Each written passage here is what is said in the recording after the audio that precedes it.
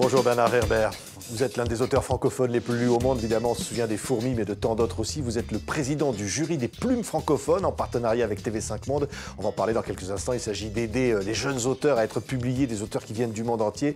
Mais d'abord on le voit, c'est la journée internationale de la francophonie. Ce 20 mars aujourd'hui, le président Emmanuel Macron a prononcé à l'Académie française un grand discours fondateur sur son importance, l'importance que doit avoir la langue française et le multilinguisme dans le monde. Vous diriez Bernard Werber que c'est une ambition nouvelle ? Non, je crois que c'est une ambition ancienne, mais c'est une ambition honorable.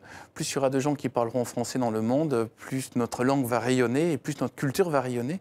Quelque part, ma vraie patrie, c'est la langue française, avant d'être la France, parce que c'est une manière de penser. Et c'est vrai que cette musique-là particulière de la langue française, et tu transportes des valeurs, transporte une harmonie spécifique qui fait...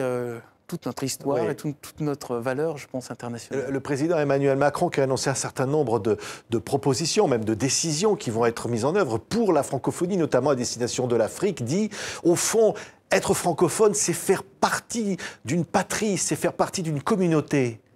Tout à fait. Je trouve en plus que la langue française, enfin, au fur et à mesure qu'on voyage, a une musique vraiment très très belle. Il y a des pays... Ça paraît bizarre, mais on entend là, c'est plus guttural, c'est plus dur.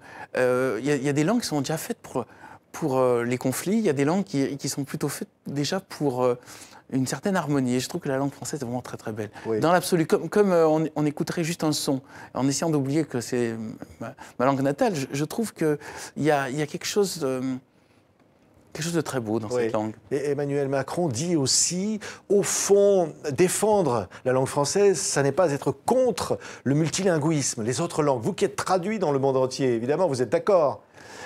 Chaque langue transporte des forces et des faiblesses.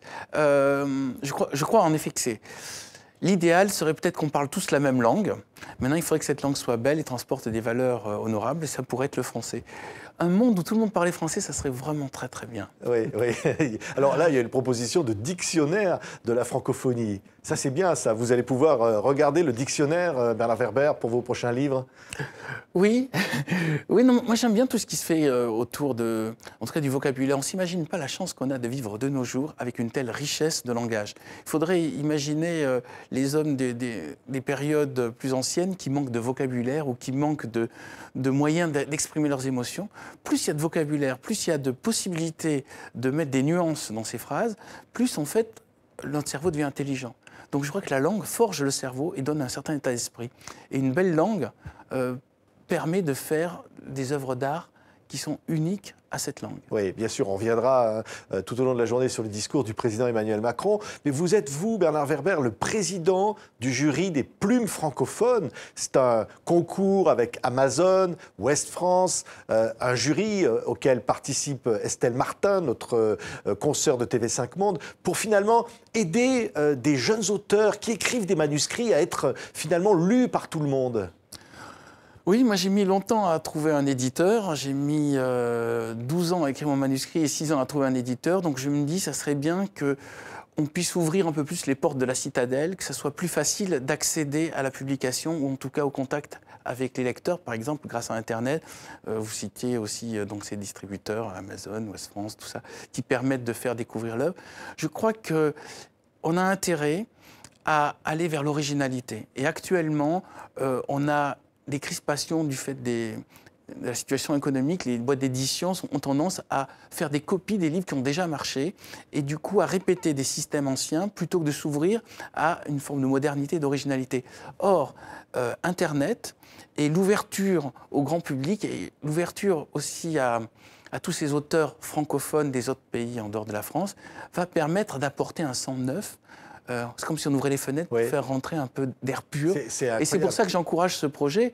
C'est parce que j'espère que grâce à ce prix, grâce aux plumes de la francophonie, on va pouvoir découvrir des auteurs qui, sans ça, peut-être resteraient dans l'anonymat. Ce qui est incroyable, c'est l'inventivité. L'année dernière, c'était 1500 titres qu'il a fallu départager. Un tiers venait hors de France, donc de cette fameuse francophonie dans le monde. Alors on va dire que c'est à partir du 1er mai jusqu'au 31 août, on peut donc, j'allais dire, publier, écrire son manuscrit sur Internet pour qu'il puisse être consulté par tout le monde.